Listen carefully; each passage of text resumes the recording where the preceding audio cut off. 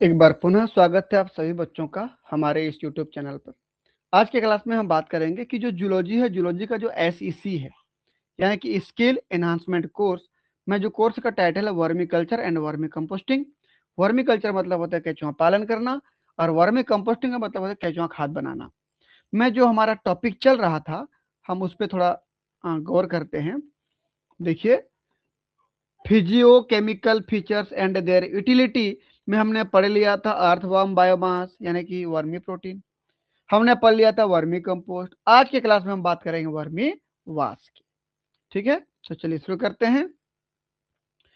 Physio chemical features and their utility में vermiwash. Vermiwash क्या होता है देख लीजिए। ये मान लीजिए मेरा वर्मी कल्चर का कोई एक बीन था।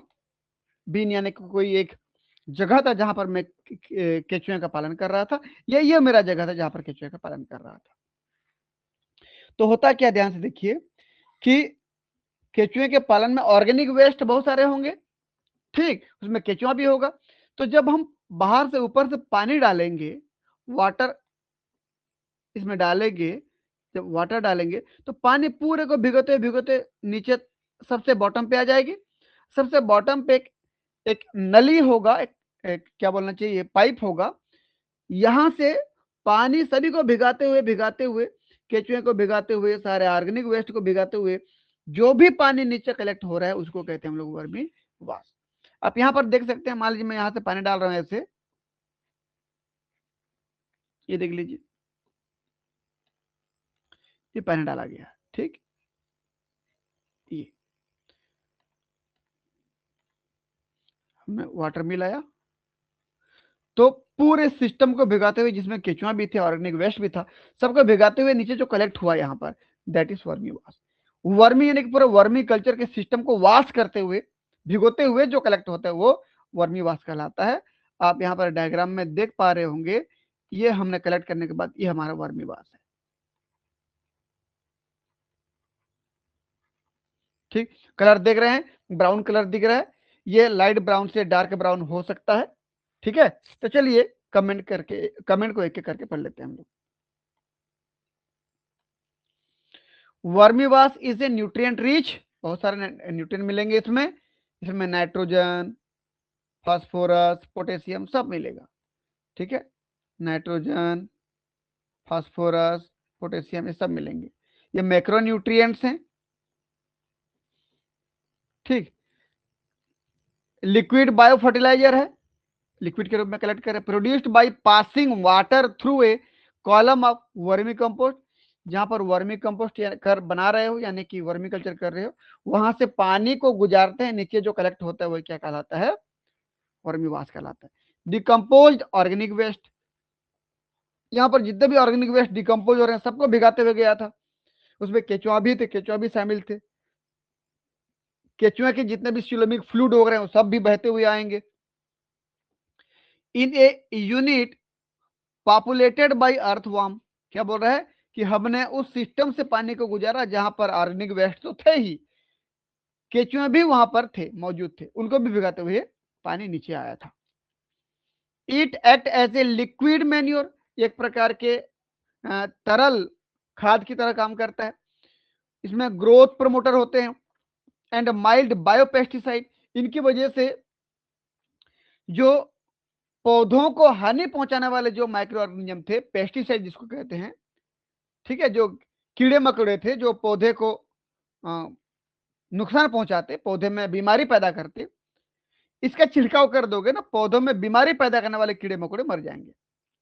ठीक, providing easily absorbable nutrient to plant, इसमें इस प्रकार के nutrient, micronutrient, macronutrient पाए जाते हैं जो प्लांट आसानी से यहां से एब्जॉर्ब कर पाता है। ठीक है, तो चलिए भाई देखते हैं फिजियोकेमिकल फीचर ऑफ वर्मी वास। देख लीजिए, द प्रॉपर्टीज ऑफ वर्मी वास वेरी करता है, अलग अलग हो सकता है प्रॉपर्टी। क्यों? Depending on the raw material used, कि जब भी आपने केचुआ पालन किया था तो केचुआ पालन के समय खाने के रूप में क्या दिया था, क्या आपने किचन का वेस्ट दिया था या एग्रीकल्चर वेस्ट दिया था, क्या दिया था, उसके ऊपर डिपेंड करता है कि अंदर जो जमा हो रहा है लिक्विड कैसा वाला जमा होगा। देख लीजिए क्या बोल रहा है कि आपने गाय का गोबर दिया था, या पेड़ पौधे के पत्तियों को दिया था, या किचन के वेस्ट को दिया था। उसके हिसाब से अंदर सबसे नीचे बॉटम पर हमारा जो लिक्विड जमा होगा उसको वर्मी वाश बोलूंगा, और ये वर्मी वाश अलग अलग होगा, है ना। वो डिपेंड करेगा आप किस प्रकार का भोजन दिए हो केचुआ को, किस प्रकार का ऑर्गेनिक वेस्ट उस वर्मी कल्चर वाले बीन में आप डालते थे, इसके हिसाब से हमारा वर्मी वाश अलग अलग बनेगा। एंड द अर्थवर्म स्पीसीज, और कौन सा प्रजाति के केचुए को पालन कर रहे हो आप, कि आइसेनिया फेटिडा था कि और कोई अन्य प्रजाति था। हमने बहुत सारे प्रजाति के बारे में पढ़ लिया है, ठीक। खासकर जो हम पालन करते हैं आइसेनिया फेटिडा, कॉमन वर्मी कल्चर के लिए यूज होने वाला केचुआ है। चलिए देखते हैं कलर एंड अपियरेंस। आप खुद देख सकते हैं यहां पर वर्मी वाश का कलर देखिए, ब्राउन कलर दिख रहा है, ठीक। तो it is light brown to dark brown, कुछ भी हो सकता है, लाइट ब्राउन से लेकर के डार्क ब्राउन होगा तो डार्क ब्राउन होगा, है ना। ये watery liquid with an earthy aroma, water जैसे लिक्विड ही तो है, हाँ। अर्दी एरोमा मतलब मिट्टी की जैसे खुशबू, मिट्टी की जैसे सुगंध आएगा इसमें, इस प्रकार का ये लिक्विड होता है। ये हो गया पीएच। पीएच रेंज क्या होता है इसका बोलने पर, लगभग लगभग 6 से लेकर 7.5 के न्यूट्रल के आसपास, 6 से लेकर के 7.5 पीएच इसका होता है। न्यूट्रल एक प्रकार का लगभग मान लीजिए, ठीक। Generally neutral to slightly acid, ठीक। ये 7.5 से लेकर नीचे पीछे की आ रहे हो 6 आ रहा है तो थोड़ा सा एसिडिक भी हो सकता है। Typically ranging between 6 to 7.5 which is ideal for plant absorption. अगर हम इस पीएच वाले 6 से लेकर के 7.5 पीएच वाले वर्मी वाश का छिड़काव करते हैं खेतों में, तो उससे जो न्यूट्रिएंट वगैरह होते हैं उसको प्लांट बहुत बढ़िया तरीके से जल्दी से एब्जॉर्ब कर लेते हैं। न्यूट्रिएंट कंटेंट की बात करें हम लोग, 2 प्रकार के न्यूट्रिएंट मिलते हैं, पहला मैक्रो न्यूट्रिएंट और दूसरा माइक्रो न्यूट्रिएंट। इस वर्मी वाश में 2 प्रकार के न्यूट्रिएंट हैं, पहला मैक्रो न्यूट्रिएंट, अगला माइक्रो न्यूट्रिएंट। सेम ऐसे हमारा वर्मी कंपोस्ट में भी था, पिछला वाला क्लास देख लीजिए स्लाइड को, ये हमारा देख लीजिए, ये है ना, ये ऊपर वाला जो लिखे थे मैक्रो न्यूट्रिएंट है, जो केवल न्यूट्रिएंट लिखा हुआ है, ये मैक्रो, ठीक है, ये macro nutrient, nitrogen phosphorus potassium, है ना। सेम ऐसे यहां भी होता है, ये नाइट्रोजन को शॉर्टकट में एन कहते हैं, फास्फोरस को पी कहते हैं, पोटेशियम को के कहते हैं, ठीक है। तो ये मैक्रोन्यूट्रिएंट बहुत ज्यादा मात्रा में पाए जाते हैं। माइक्रोन्यूट्रिएंट में calcium, magnesium, iron, zinc, copper, manganese, ठीक, ये सब मिलते हैं। कंटेन बायो अवेलेबल मैक्रोन्यूट्रिएंट में नाइट्रोजन, फास्फोरस, पोटेशियम, एनपीके बोलते हो। एंड माइक्रोन्यूट्रिएंट में calcium, magnesium, iron, zinc, copper, manganese, ये सब मिलते हैं, ठीक। प्लांट ग्रोथ रेगुलेटर्स में क्या क्या, hormones rich in oxygen and cytokinin which promote plant growth. भाई ये प्लांट हार्मोन है। आप देखिए प्लांट के ग्रोथ के लिए डायरेक्ट प्लांट हार्मोन का छिड़काव कर रहे हो, प्लांट हार्मोन्स, ये प्लांट हार्मोन में ऑक्सीजन एंड साइटोकाइनिन जो कि डायरेक्ट प्लांट ग्रोथ को प्रमोट करते हैं। तो ये सभी चीजें वर्मी वाश में पाई जाती हैं। चलिए अगले पेज में देखिए एंजाइम्स। भाई एंजाइम्स का तो पूरा कॉकटेल होता है, एक एंजाइम नहीं होता, जैसे प्रोटीएजेज, एमाइलेजेज, यूरिएजेज, फॉस्फेटेजेज, ये सभी के सभी मिल करके क्या करते हैं जी, जिस खेत में आप इसकी छिड़काव कर रहे हो वहां पर मिट्टी में जितना भी ऑर्गेनिक मैटर होंगे सबको डिकम्पोज करेंगे, सबको ब्रेक डाउन करेंगे, ताकि उस मिट्टी में सभी डिकम्पोज होने के बाद वहां जो पौधा ग्रो कर रहा होगा वो उस डिकम्पोज से न्यूट्रिएंट को, मटेरियल को एब्जॉर्ब कर पाएगा।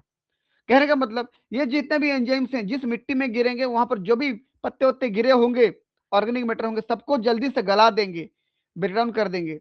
तो आपके जो खेती की जो पौधे वहां उग रहे हैं उन पौधों को जल्दी जल्दी न्यूट्रिएंट मिलेगा, ठीक है।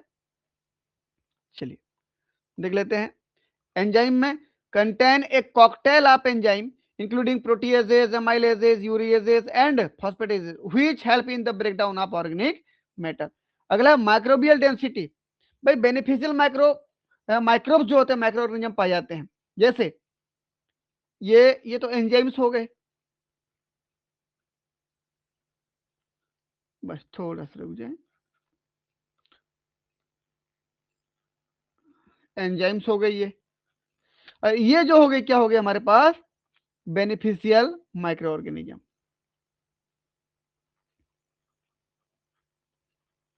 Beneficial micro organism, beneficial micro organism में नाइट्रोजन फिक्सिंग बैक्टीरिया जैसे एजोबैक्टर की स्पीसीज जो है, राइजोबियम की स्पीसीज सब मिलते हैं। अगला फॉस्फेट सल्युबलाइजिंग बैक्टीरिया, ये सब मिलते हैं कहां पे, वर्मीबास में। ठीक, तो high in beneficial micro organism including nitrogen fixing bacteria, Azotobacter species, Rhizobium species and phosphate solubilising bacteria, ये सब वहां पर देखने को मिलते हैं। अगला इलेक्ट्रिकल कंडक्टिविटी, ईसी शॉर्टकट में, generally low but can indicate high salinity if not properly diluted. कहने का मतलब यह है कि इसमें इलेक्ट्रिकल कंडक्टिविटी लो होता है, ठीक, जनरली लो होता है और यही चाहिए। कभी कभी क्या होता है, अगर इसको अच्छे तरीके से घोले नहीं हो, मिलाए नहीं हो पानी के साथ, तो यहां पर सैलिनिटी की मात्रा ज्यादा, नमक NaCl की मात्रा ज्यादा हो जाती है। जब NaCl की मात्रा ज्यादा हो जाएगी तो इलेक्ट्रिकल कंडक्टिविटी बढ़ जाती है। ठीक, तो कहने का मतलब यह है कि ये तभी इसमें हाई इलेक्ट्रिकल कंडक्टिविटी होती है जब वर्मी वाश लिक्विड को अच्छे से पानी में घोलते नहीं हो। ठीक है, और ऐसे होने पर अगर हाई इलेक्ट्रिकल कंडक्टिविटी हो जाएगी तो पौधे को इसका बुरा असर पड़ता है, पौधे डिहाइड्रेट हो जाते हैं। इसलिए अच्छे से पानी के साथ मिला करके ध्यान रहे कि इलेक्ट्रिकल कंडक्टिविटी लो रहे तो पौधे अच्छे से ग्रोथ कर पाते हैं। ठीक है, अगर हाई हो गया तो पौधे में डिहाइड्रेशन होने के चांसेस हैं। हाई इलेक्ट्रिकल कंडक्टिविटी कहने का मतलब है नमक की मात्रा ज्यादा होना, साल्ट की मात्रा ज्यादा होना, NaCl ज्यादा होना। अगर NaCl ज्यादा है तो प्लांट डिहाइड्रेट हो सकता है। ठीक है, तो जनरली लो होते हैं but can indicate high salinity if not properly diluted.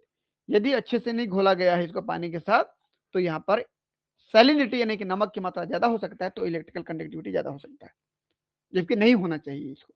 ठीक है, अगला टोटल सॉलिड्स या organic carbon contain significant amount of dissolved organic matter and humus with a total solid content of रफली, इसको याद रख लेना आप लोग, 2448, लगभग 2500 मिलीग्राम पर लीटर।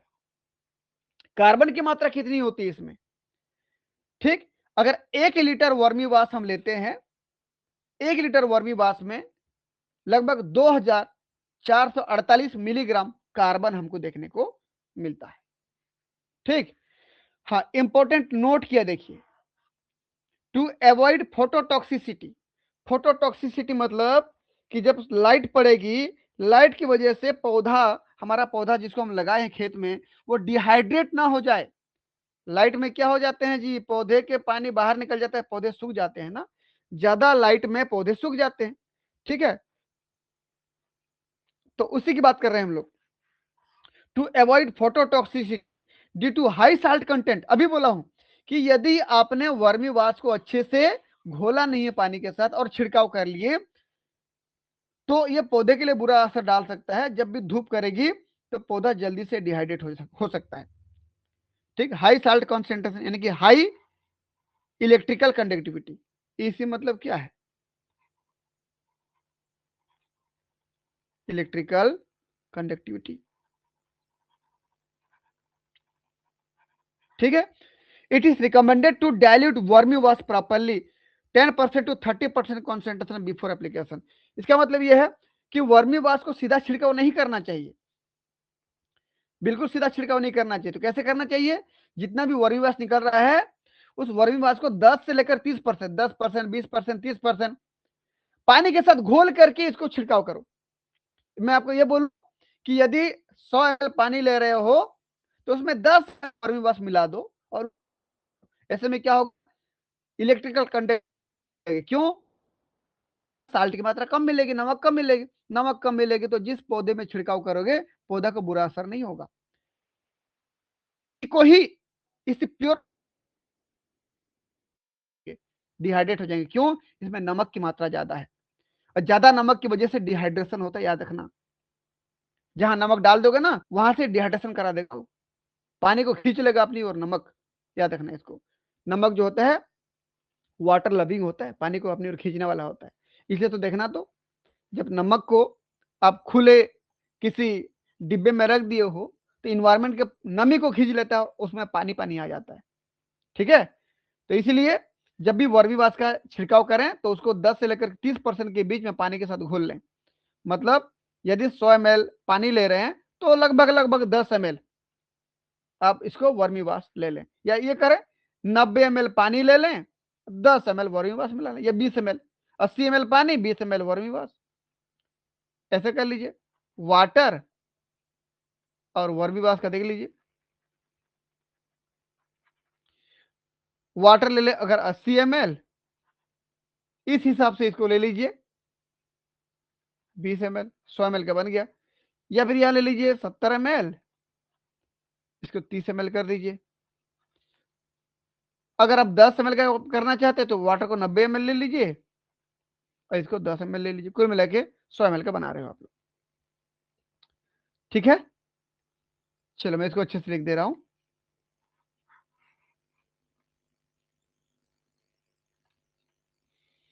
इधर वाटर,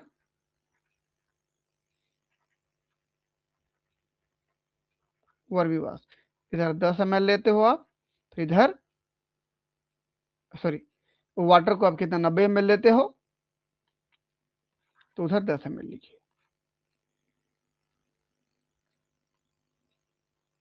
90 ml लेते हैं इसको तो इसको 10 ml, कुल मिला के कहने का मतलब है आप जो मिला रहे हो 10%, 20% या 30% वर्मीवाश हो और बाकी पानी हो, तो क्या होगा कि पौधा मरेगा नहीं, सूखेगा नहीं जहां पे छिड़काव करोगे। ठीक है, तो 10 से लेकर के 30% कॉन्सेंट्रेशन वर्मीवाश का होना चाहिए। चलिए अगला हमारे पास क्या है, utility. Utility of vermiwash in agriculture.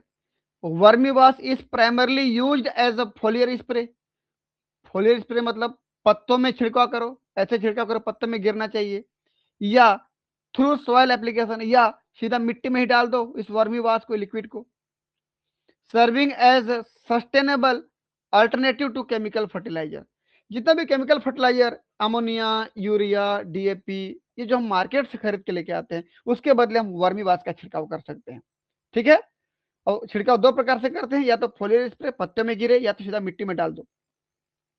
तो प्लांट ग्रोथ प्रोमोटर, वर्मीवाश में प्लांट ग्रोथ प्रोमोटर क्या क्या करते हैं देख लीजिए।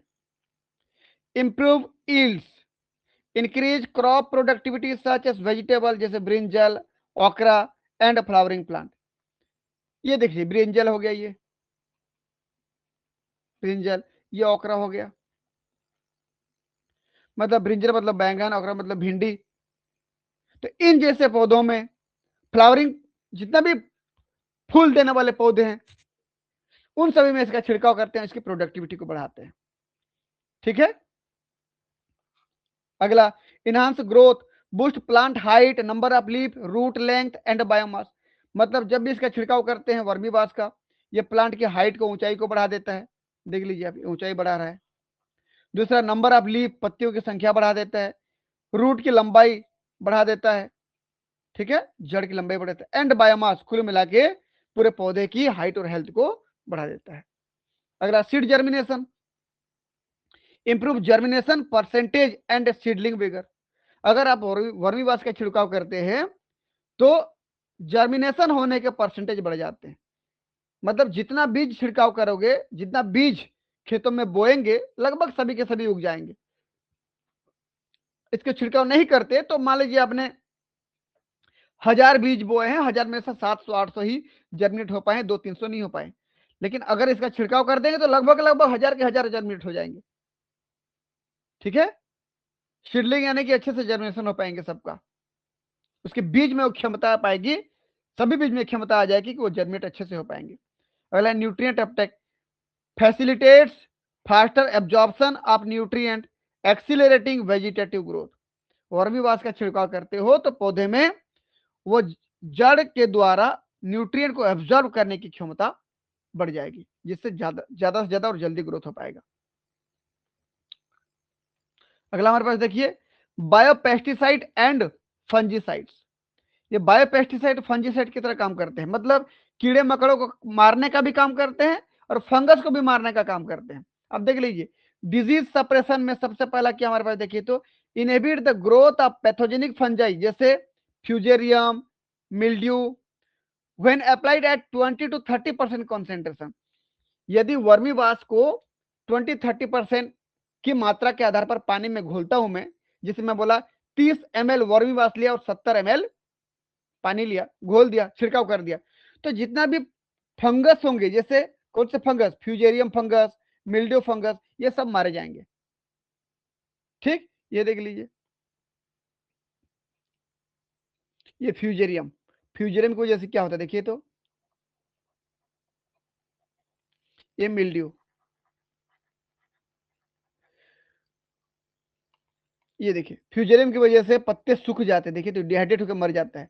तो अगर मैं वर्मीवाश का छिड़काव करता हूं तो फ्यूजेरियम खुद मर जाएगा, उसका जो फंगस है वो खुद मर जाएगा, तो प्लांट अच्छे से ग्रोथ कर पाएगा। मिल्ड्यू में देखिए तो कैसे पत्ते में कैसे फंगस फंगस टाइप का लग गया, देखो ये है ना, पत्ते में पत्ते बीच से सड़ रहा है देखिए। तो अगर मैं वर्मीवाश का छिड़काव कर दूं तो मिल्ड्यू के जो फंगस है वो खुद मारे जाएंगे, तो पत्ता ठीक हो जाएगा। अगला, हाँ कितना परसेंट कॉन्सेंट्रेशन में डालेंगे, 20 से लेकर के 30%, यानी कि 20 ml यदि मैं वर्मीवाश मिलाता हूं तो 80 ml पानी मिला के घोल के छिड़काव करूंगा, या 30 ml वर्मीवाश मिलाता हूं तो 70 ml पानी मिला करके इसका छिड़काव करूंगा, तो ये फंगस मारे जाएंगे। इस प्रकार से ये वाला, ठीक है।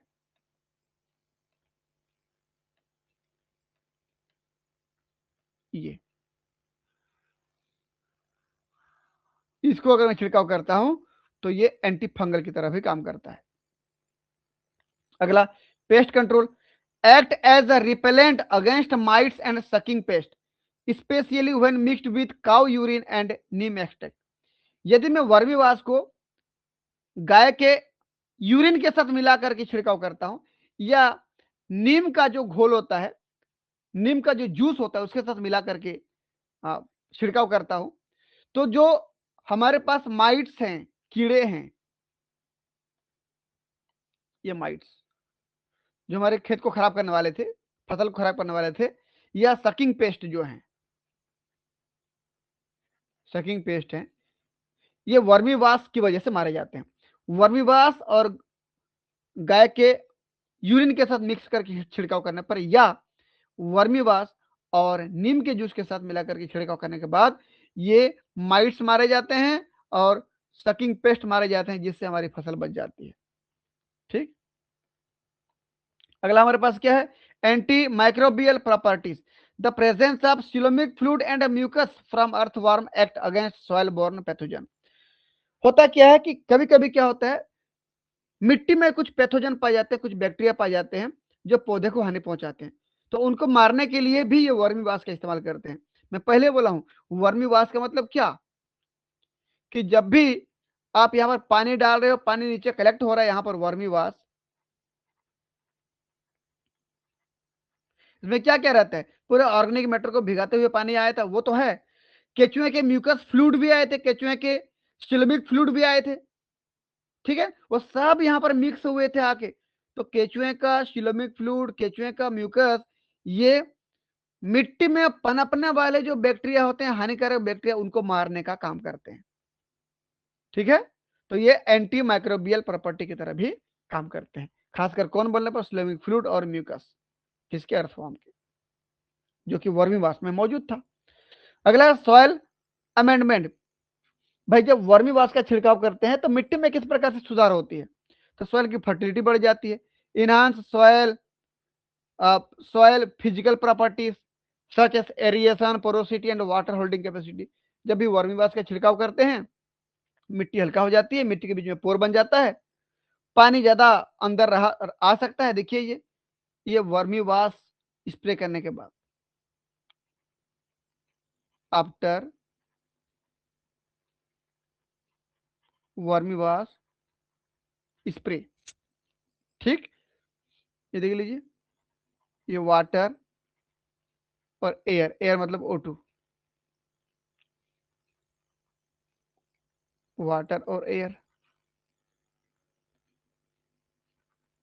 वाटर और एयर मतलब O2। अब देखिए, छिड़काव करने से पहले मिट्टी कैसा था, छिड़काव करने के बाद मिट्टी कैसे बन गया, पोर बन गई, ज्यादा से ज्यादा पानी अंदर जाएगा, नमी ज्यादा बनी रहेगी, एयर अंदर जाएगा, एरिएशन होगा, तो वाटर होल्डिंग कैपेसिटी भी बढ़ गया और एरिएशन भी बढ़ गया। ठीक है।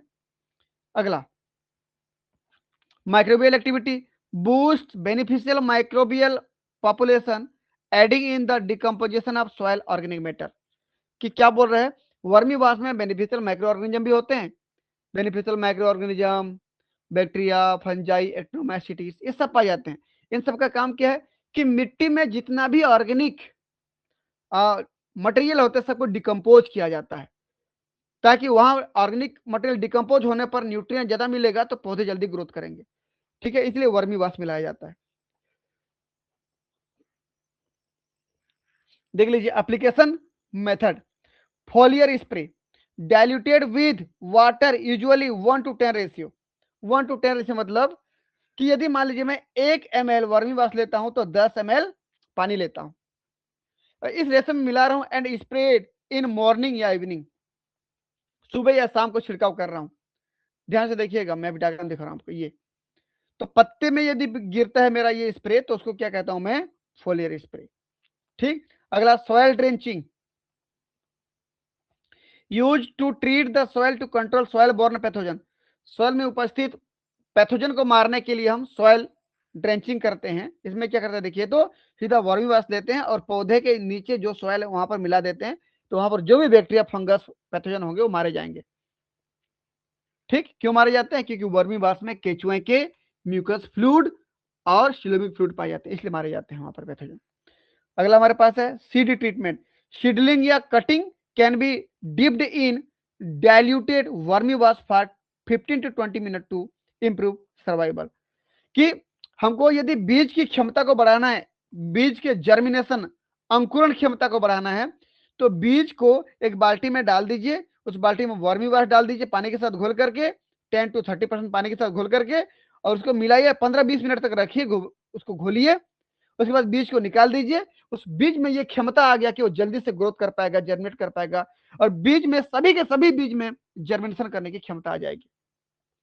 ठीक है, तो सीड का ट्रीटमेंट कहते हैं इसको हम। एक चीज याद रखना कि जो हमने वर्मी कंपोस्ट में भी पढ़ा था, मैं चलिए पिछला वाला आपको स्लाइड दिखाता हूं। वर्मी कंपोस्ट में हमने पढ़ा था, देखिए तो ये बेनिफिशियल माइक्रो ऑर्गेनिज्म में बैक्टीरिया, फंजाई, एक्टिनोमाइसीट्स, ये करते क्या है, ये जब भी आप वर्मी कंपोस्ट, केचुआ खाद को या वर्मी वाश अभी जो हमने पढ़ा आज, इसको, इसमें भी इतने मिलते हैं, जहां भी मिलाओगे, जिस मिट्टी में गिरेंगे ये, उस मिट्टी में पैथोजेनिक बैक्टीरिया को मार देंगे, पैथोजेनिक बैक्टीरिया को मार देंगे, जिससे पौधे को किसी प्रकार की बीमारी नहीं लगेगी। यानी कि वर्मी कंपोस्ट और वर्मी वाश में उपस्थित जो बेनिफिशियल माइक्रो ऑर्गेनिज्म है, बेनिफिशियल माइक्रो ऑर्गेनिज्म है, वो पौधे में लगने वाले बीमारी को रोकते हैं। कैसे, क्योंकि ये बैक्टीरिया, फंजाई और एक्टिनोमाइसीट्स मिट्टी में पाए जाने वाले पैथोजेनिक बैक्टीरिया और फंजाई को ग्रोथ करने से रोकते हैं, उसको मार देते हैं। इसलिए हमारा खेती करने वाला जो पौधा होता है वो बच जाता है, उसको किसी भी प्रकार की बीमारी नहीं लगती है। ठीक है बच्चों, तो ये था हमारा आज का क्लास। क्लास कैसे लगा कमेंट बॉक्स पे जरूर बताएं। यदि आप हमारे यूट्यूब चैनल पर नए हैं तो हमारे चैनल को सब्सक्राइब करें, ताकि आपको इस प्रकार का वीडियो का लाभ मिलता रहे, और वीडियो को दोस्तों के बीच में भी शेयर करें ताकि उनको भी इस प्रकार की वीडियो का लाभ मिलता रहे। मिलते हैं नेक्स्ट क्लास में, तब तक के लिए बहुत बहुत धन्यवाद। Thank you.